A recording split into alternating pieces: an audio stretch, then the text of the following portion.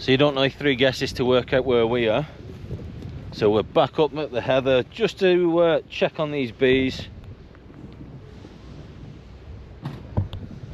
But the heather is still looking fantastic.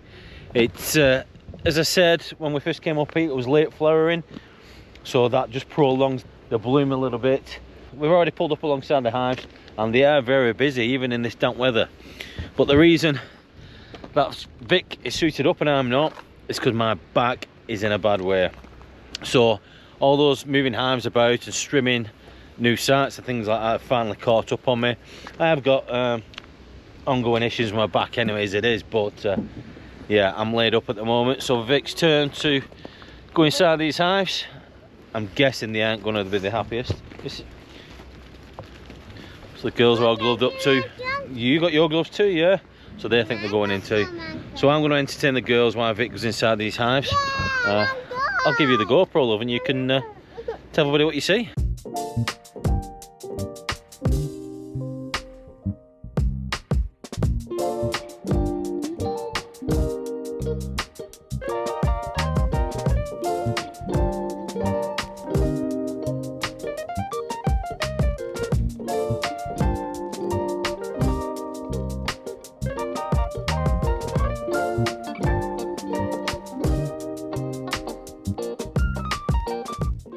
So the sun is finally coming back out.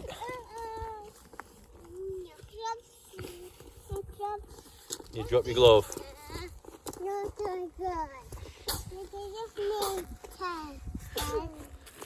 Got my hands full.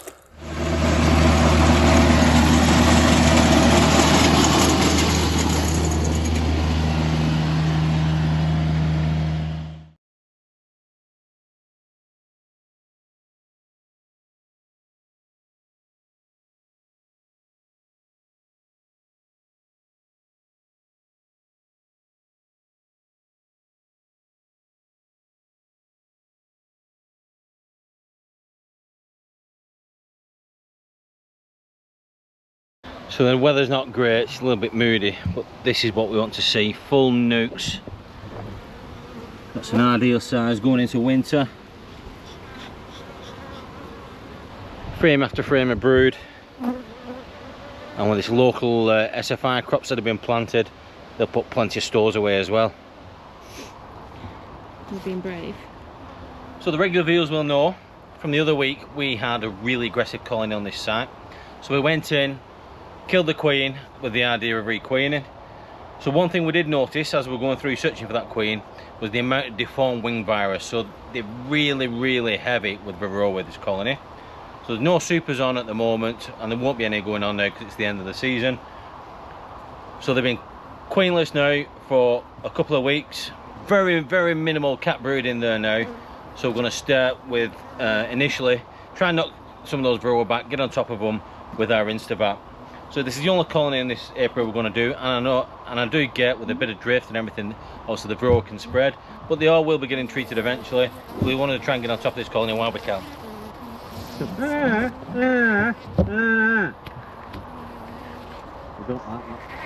We've just stopped at the pumpkins to check these nukes. Ah, we've got pumpkins.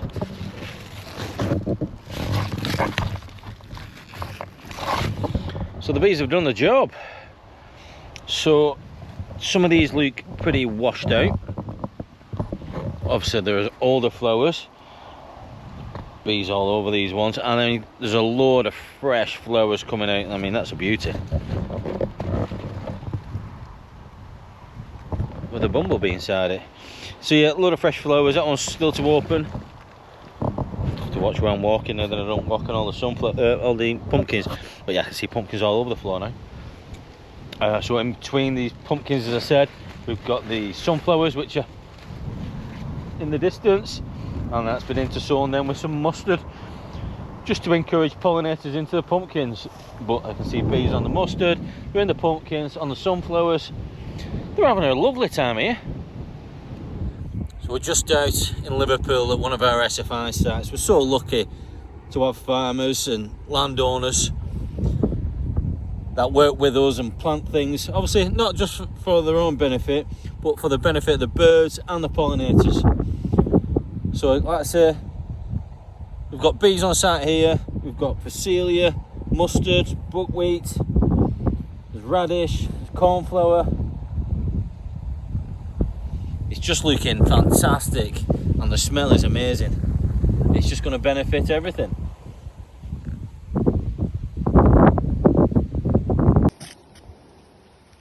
So you've seen the SFI crop in the fields. Now let's have a look at it inside the hives.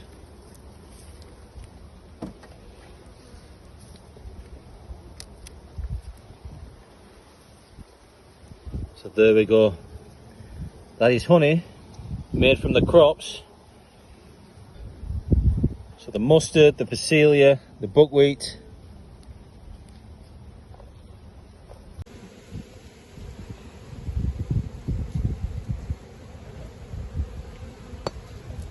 Can you say Tractor Tom? Tractor Tom! We've come to Brotherton Sunflower, so regular viewers will know we actually have bees on site here. So we had the spring rape and the field beans, what was facing the hives, and I said about the sunflowers on the other side of the hedge, and that's where we are now. So we're in the middle of the sunfield doing the little tour. We've brought the twins with us. Say hello, girls. There you go. So the sunflowers are looking really, really good still. Loads of fresh flowers about to come as well. So some have gone over, the bees have done the job. These will set seed. In fact, there's the sunflower seeds underneath. I mean, it's no in the stepper sunfield, but still great all the same, and allows us to get that sunflower honey that is really popular for us. So acre wise, what are we on here? 7 acres, between 5 and 7 acres, I don't know, it's hard to tell from here, but you need quite a bit of sunflowers to obviously get a decent amount of honey. They don't yield for long, and obviously we need the weather for them to yield at all. So we had fantastic weather yesterday. It's really, really good for the next 2 days as well, so all helps that little bit, doesn't it? I've lost them somewhere now. Oh, they're on the big chair.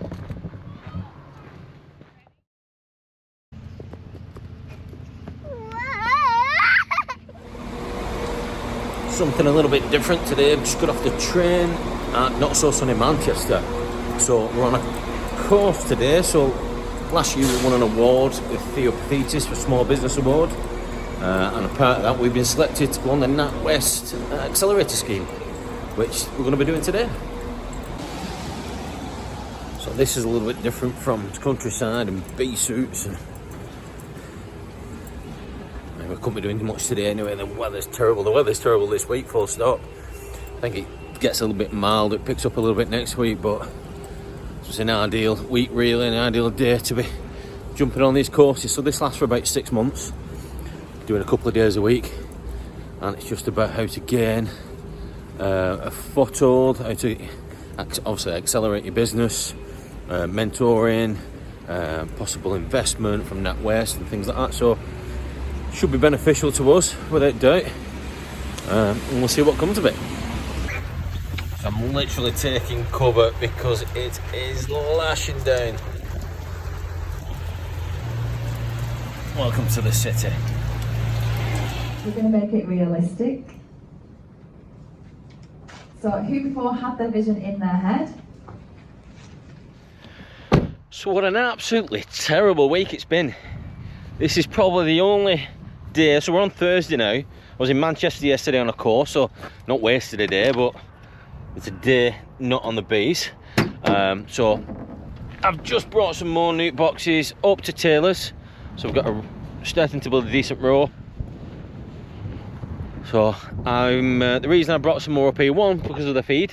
The sunflowers are just about to flower, and obviously the buckwheat is still in there, but like I say, it's been torrential Monday, Tuesday, and what yesterday when I was in Manchester was horrific weather-wise, rain-wise. So yeah, brought some more nukes up here. I'm going to actually make some more splits. Now, a few people think, you know what I mean, I'm off my head or I'm just being careless, but we, year on year, make splits really, really late, and not always successful, but the majority are, because whether you like it or not, and with lots of talk of global warming and things like that, the seasons are changing, and the fact is September usually still is decent weather. So with that in mind, we do make late splits and do get success with queens mating. So we've got some virgins about to hatch. I'm sorry, I'm just moving these nukes. So we've got some queens about to hatch tomorrow and over the weekend. So we had a successful graft. So with those, we're going to backfill some lean workers and some queenless colonies, and then ultimately a load of splits as well. Just trying to, again, up our numbers for next season for our overwintered nukes. That's a great little spot this though, it's lovely. Start building a decent row of nukes. I've got some full-size colonies there as well that I need to sort through. No inspections or anything like that this time of year now. Just make sure they're queen right, make sure they're getting plenty of feed. What I don't want to do is feed too much. I don't want to block up that brood nest, because these are about to get a load of pollen and a load of nectar from this wild bird mix here, or pollen and nectar mix, whatever it is. So yeah, what I don't want to do is fill them full of syrup and then there's nowhere for the queen to carry on laying. So just a matter of keeping an eye on them and making sure everything's as we want it to be. But yeah, a little bit more filming done today because I'm actually short on content this week, just because it's been naff. I've been getting other jobs done. I've got a new log burner that's I need to face and things like that. Just getting other stuff done that you would normally put off because you're busy on the bees, but just because it's been horrendous weather, I've just been ticking a few of those jobs off. But now it's a mad rush today, just to get caught up. So as I said, because of the weather and the time of the year now, it's time to start thinking about treating some of our colonies. So this is one. So the supers have been pulled on this site. That's the case of putting our strips in. So this year our choice is Apivar. So these are Apivar strips. I've literally just been to Sam the beekeeper, so they've got the best price on the market. I think they're $27.99, cheaper than anybody else for the same product. So each packet has 5 hives worth. So if you haven't already got your Varroa treatments, pop onto Sam the beekeeper website and get yours ordered, because I know they're selling out fast. So I'll get suited up and we'll get these into the hives we're going to get treated. So we've got a good sized colony here. So the dose is 2 strips for a full size colony, or just 1 strip for a nuke. So these are going to get 2 strips. Self-explanatory, they've got the little barb sticking out. So that sits on top of the frame. I'm just going to put them around the brood nest, just off centre. Like so.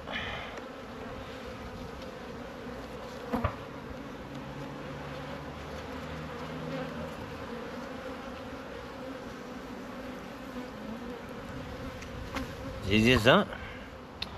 So if my time is right, these cells should be hatching over the weekend.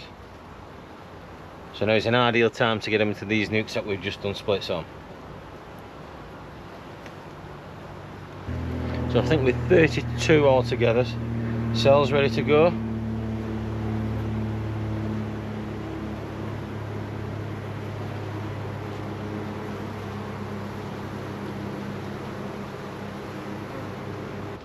And I'm just going to use our little cell introduction cages.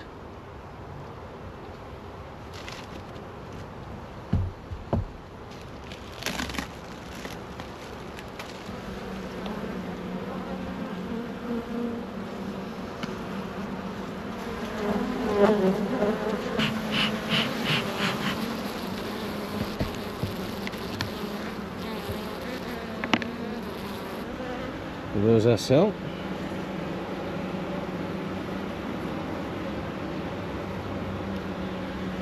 So using that cage, the bees can't take the cell down for any reason. Not that they will, because they are hopelessly queenless at the moment. And that should hatch in the next couple of days.